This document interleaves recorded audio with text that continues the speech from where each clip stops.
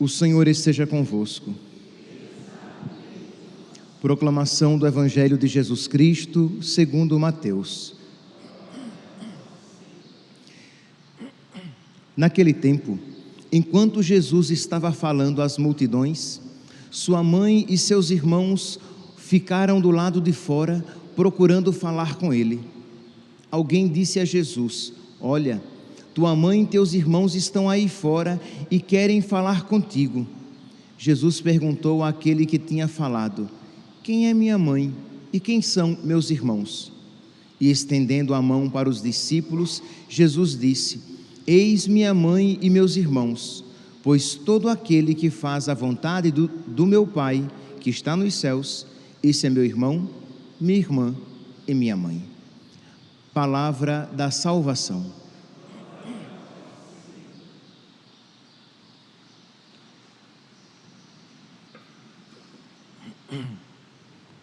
Caríssimos irmãos e irmãs, estamos celebrando a memória de Nossa Senhora do Rosário e, de alguma maneira, recordando que foi por ocasião deste contexto histórico que o título de Nossa Senhora Auxílio dos Cristãos foi inserido na ladainha lauretana, na ladainha de Nossa Senhora. Então, a partir dali, este título foi invocado mais frequentemente. Maria, auxílio, ajuda, protetora dos cristãos. Pois bem, esta festa, mariana de Nossa Senhora do Rosário foi instituída por ocasião de uma grande batalha. Nós estamos aqui no século XVI. Em 1566, o Papa Pio V, São Pio V, subiu ao trono de Pedro, foi feito Papa. O cardeal foi feito Papa. E a situação dos cristãos era muito difícil, a situação dos católicos era muito difícil. Por quê? Porque de fora, os muçulmanos já estavam há mais ou menos 100 anos tentando entrar na Europa para dizimar a fé cristã. Então, as dificuldades de fora.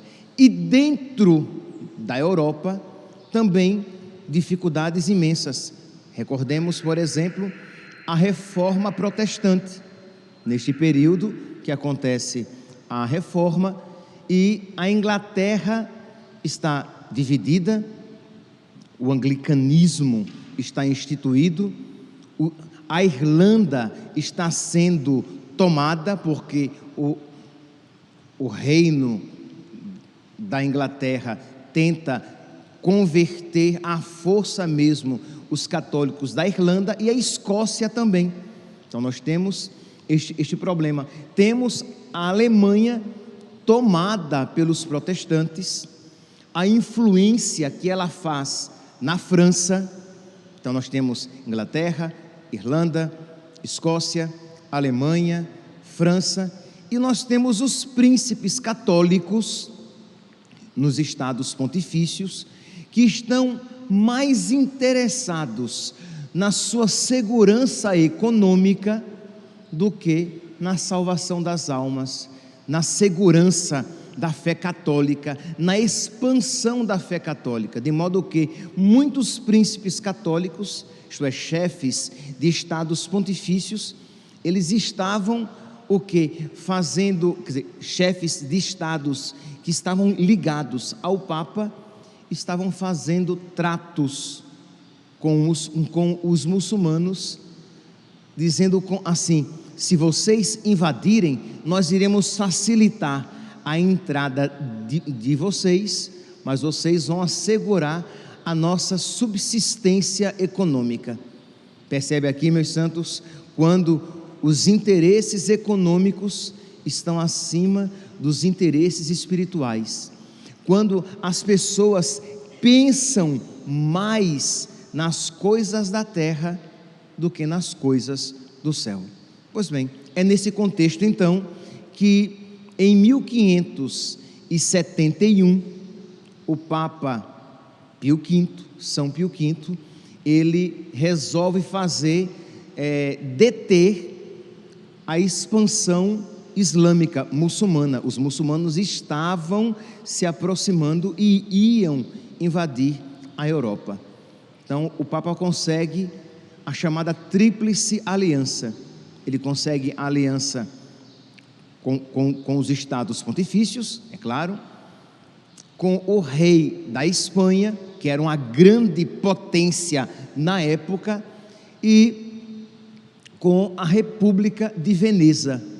Então, com esses três, digamos, estados, com essas três potências, eles vão tentar deter os muçulmanos. Mas, meus irmãos, a luta era desproporcional. Os muçulmanos, eles eram muito mais fortes. Imagine que do lado católico nós temos em torno de 200 navios. Os muçulmanos tinham mais de 1000 navios. E os navios muçulmanos eram muito mais equipados, eram muito mais modernos, eram muito mais eficientes militarmente falando. Enquanto no lado católico nós tínhamos em torno de 80.000 soldados, os muçulmanos tinham mais de 300.000 soldados, aqui contando com os marinheiros. Então vocês podem imaginar que era uma luta desproporcional. Mas o Papa sabia que não era contra Efésios capítulo 6, versículo 10 e seguintes, não é apenas contra seres de carne e sangue que nós lutamos, mas contra seres espirituais. Então, meus irmãos, já aqui, neste ponto, nós temos um grande ensinamento para nós.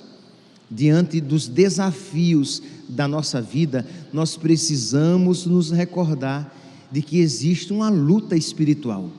Se aquilo que nos desafia, se aquela situação que de alguma maneira nos desafia, se é algo agradável a Deus, se é algo bom, existe uma luta espiritual ali para tentar destruir aquela boa obra.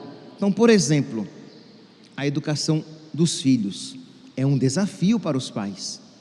Mas pais, pelo amor de Deus, não pensem simplesmente, nem primeiramente, em dar uma boa educação aos filhos, numa boa escola, se é que vocês vão encontrar, a dificuldade de encontrar uma boa escola, mas tudo bem, de dar uma boa educação ao seu filho, numa boa escola. Se você compreende uma boa escola simplesmente aquela que dá conteúdos, mas se você compreende o que? Eu quero dar uma formação, uma educação para os meus filhos, eu quero prepará-los, não apenas para este mundo, mas eu quero prepará-los para o céu.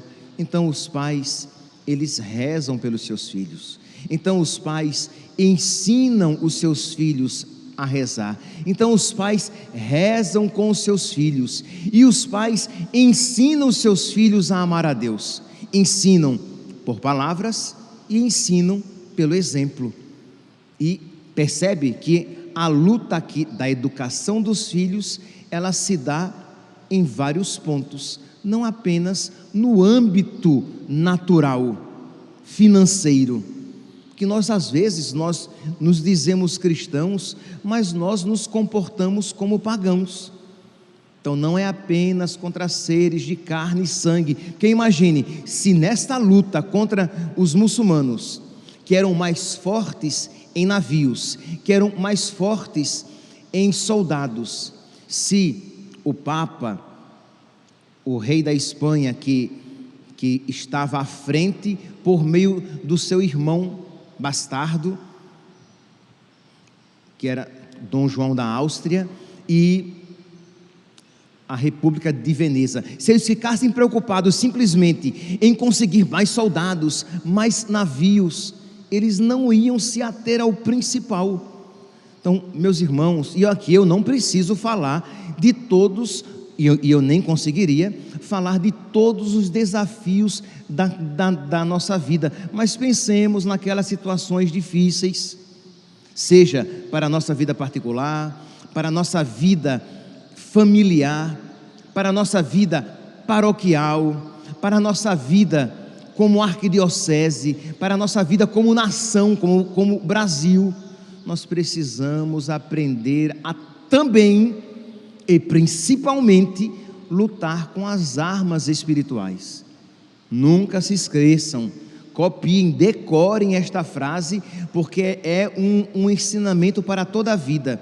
Faça como se tudo dependesse, faça como se tudo dependesse de você, sabendo que o resultado depende de Deus. Santo Inácio de Loyola. Então, por um lado, você trabalha, por um lado, você se empenha, por um lado, você dá o seu sangue, mas por outro lado, tão importante quanto, se não mais, você dobra os seus joelhos e reza, você dobra os seus joelhos e implora a graça de Deus, você espera o resultado de Deus, e aqui, não apenas para os grandes e difíceis acontecimentos, mas para os acontecimentos da nossa vida cotidiana. Aqui não apenas para aqueles acontecimentos que nós achamos que não tem solução, que estamos derrotados, mas até para aquelas situações que nós pensamos assim: não, nós damos conta, nós iremos conseguir. Mas inclusive para estas realidades, porque nós não podemos nos esquecer da frase de nosso Senhor: sem mim nada podeis fazer. Isto é, sem Jesus, meus santos, sem a graça de Deus, sem o Espírito Santo, sem Deus, até aquilo que se apresenta relativamente fácil e possível, se nos torna impossível. Então, já um ensinamento que a festa de hoje deve reavivar em nós: buscar em Deus, buscar a graça de Deus, buscar o auxílio de Deus em todas as circunstâncias. Então, o Papa São Pio V não pensou duas vezes. Quando ele viu aquela situação desproporcional e desfavorável, ele começa a suplicar o auxílio divino. As igrejas todas, imagine, meus santos, a Europa estava agoniada, né?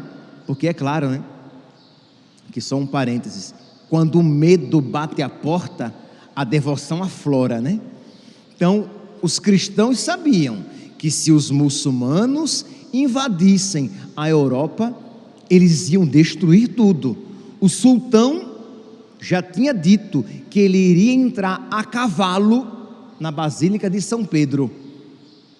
Então, era esse o seu intuito: destruir, acabar, aniquilar. E eles sabiam também que inclusive os seus bens seriam tomados. Então o Papa institui o quê? Que em todas as igrejas seriam celebradas missas contínuas. Lembre-se que naquele período não existiam concelebrações, né? Então era um padre que celebrava uma missa. Então era um padre atrás do outro, isso 24 horas.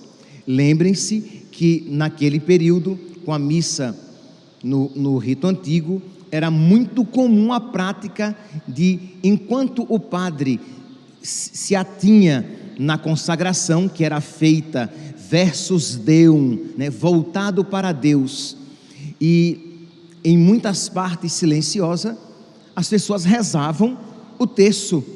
Então ele instituiu o quê? Que as missas deveriam ser celebradas e os rosários deveriam ser rezados constantemente nas igrejas e nas casas, que procissões penitenciais deveriam ser feitas, e inclusive o Papa as fazia.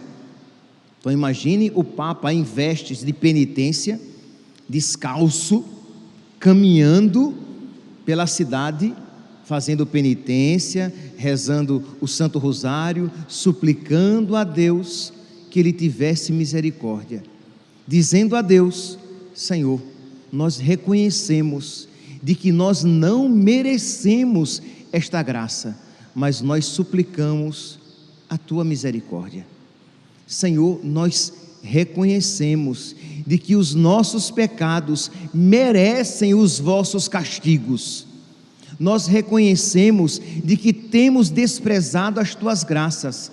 Nós reconhecemos as nossas infidelidades, porque aqui, meus santos, quando nós rezamos, não é dizendo assim: Senhor, nós reconhecemos que eles querem trazer a desgraça para o nosso país, de que eles querem trazer coisas erradas para a nossa nação, livra-nos, Senhor.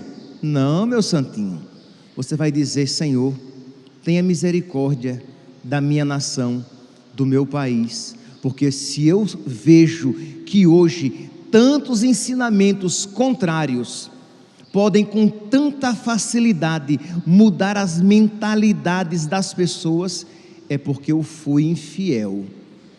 Eu, padre, você, leigo, cada um na sua situação. Se hoje, você vai dizer, se a minha família não é mais santa, se os meus filhos não são católicos de verdade, é por culpa minha, Senhor, eu não mereço esta graça.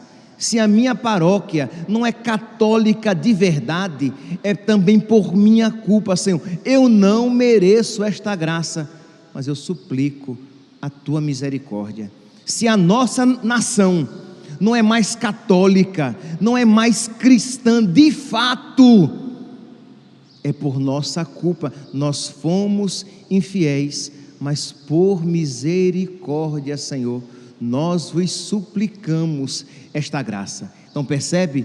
Por um lado, você reconhece a sua miséria, por outro, você suplica a misericórdia de Deus. Então, aqui eu fiz uma aplicação para nós.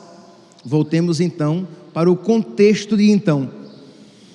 Então, o Papa fazendo penitência, chamando o povo, e o povo abraçou, começou a fazer penitência, não só nas procissões penitenciais, mas penitências particulares, rezando o Santo Rosário, porque imagine, nós estamos falando de São Pio V, que era um dominicano, então devotíssimo de Nossa Senhora, do Rosário de Nossa Senhora.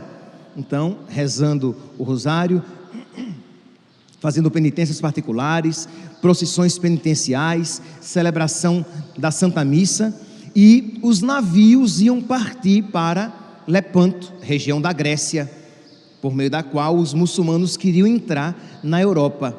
Só que antes de Dom João da Áustria, que era o filho bastardo que estava à frente daquela armada, antes de eles partirem, Dom João da Áustria decretou que todos, inclusive os escravos e criminosos nas galeras que remavam os navios, todos deveriam se confessar, comungar e jejuar durante 3 dias, isto é, apenas uma refeição no dia. Imagine nós que fazemos cara feia no jejum da Sexta-feira Santa, né? 3 dias seguidos, apenas uma refeição, e todos, em torno de 81 mil pessoas, é muita gente, imagine, se, por exemplo, numa noite aqui aos domingos, quando nós começamos as confissões, cada padre atende em torno de 25 a 30 pessoas, das 5 da tarde às 9 da noite, cada padre atende mais ou menos 25 pessoas, isso dá em torno de 6 a 8 minutos cada uma. Tudo bem que essas confissões aqui, primeiro, que eram todos homens, né? Então o homem fala menos, mas as confissões também eram mais rápidas, ok, mas são 81 mil pessoas, é muita gente para confessar em 3 dias, então era a confissão 24 horas, de manhã, à tarde e à noite, e os padres franciscanos, jesuítas, dominicanos, ali entrando nos navios que ficavam fechados, isto é, ninguém, além dos padres, ninguém poderia entrar ou sair. Por quê? Por causa da prostituição. Nada. E porque também, se eles morressem, eles morreriam em estado de graça, estariam preparados para ir para o céu. Percebe aqui, meus santos?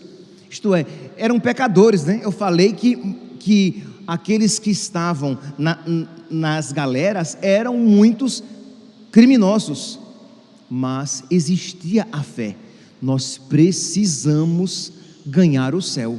Se por acaso nós morrermos, nós morreremos na graça de Deus. Pois bem, diz então que eles vão, quando chegam à Grécia, a Lepanto, na manhã de 7 de outubro de 1571, Dom João da Áustria diz: aqui morreremos ou venceremos.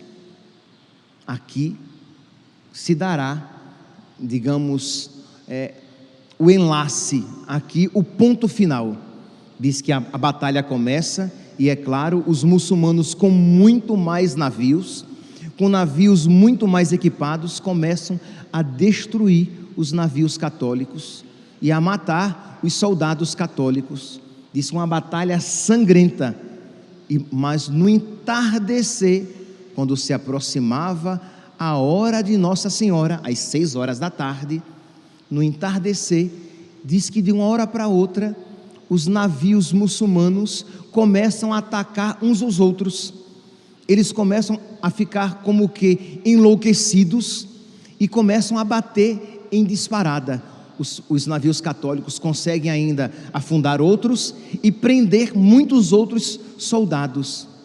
Quando eles estão sendo arguídos, inquiridos, perguntam por que é que naquele momento eles começam a guerrear entre eles e a bater em disparada. E os soldados, de uma maneira unânime, dizem aquilo que os católicos não viram, que num dado momento, uma mulher de um aspecto terrível para eles, porque para nós ela é mãe, ela é doce, ela é a doce mãe de Deus, mas uma mulher de um aspecto terrível para eles apareceu no céu e incutiu um tal terror, tanto medo no coração deles, que eles já não sabiam mais o que eles faziam.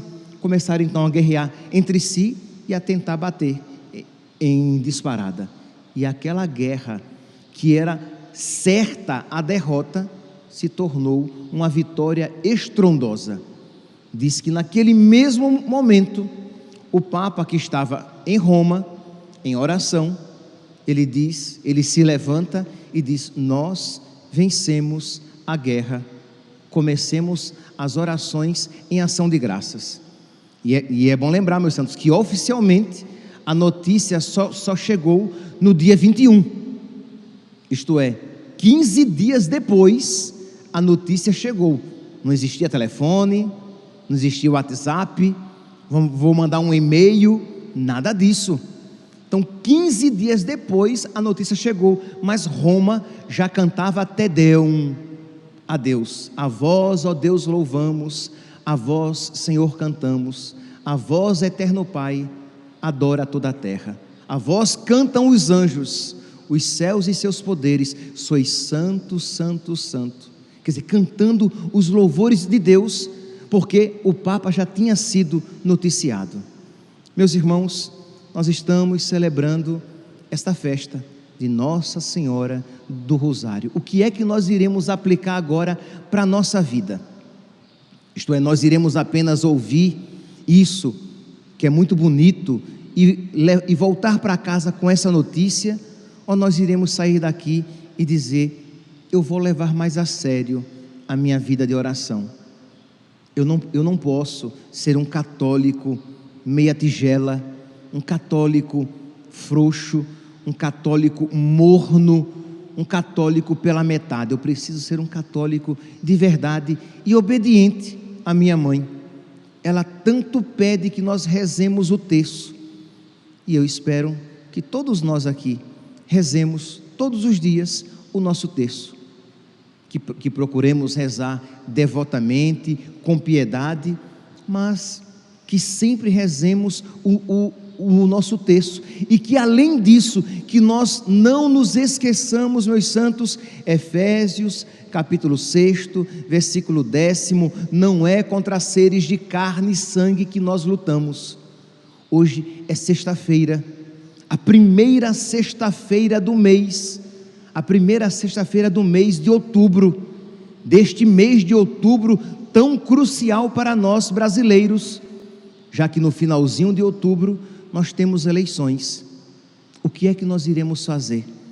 Nós iremos nos preparar para as eleições, como todos se preparam, como os pagãos se preparam, ou nós iremos nos preparar por meio de armas naturais, humanas, isto é, a inteligência, tentando conversar com as pessoas, e iremos também e principalmente nos preparar com as armas espirituais, dobrando os nossos joelhos e dizendo: Senhor, eu não mereço esta graça que eu estou pedindo.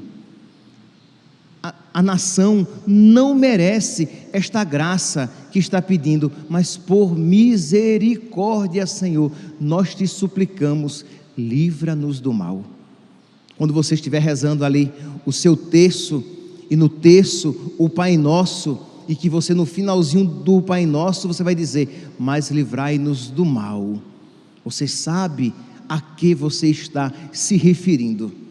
Quando você disser: Santa Maria, Mãe de Deus, rogai por nós pecadores, agora e na hora da nossa morte. Você sabe qual é a sua súplica, quais são as nossas necessidades, os nossos desejos.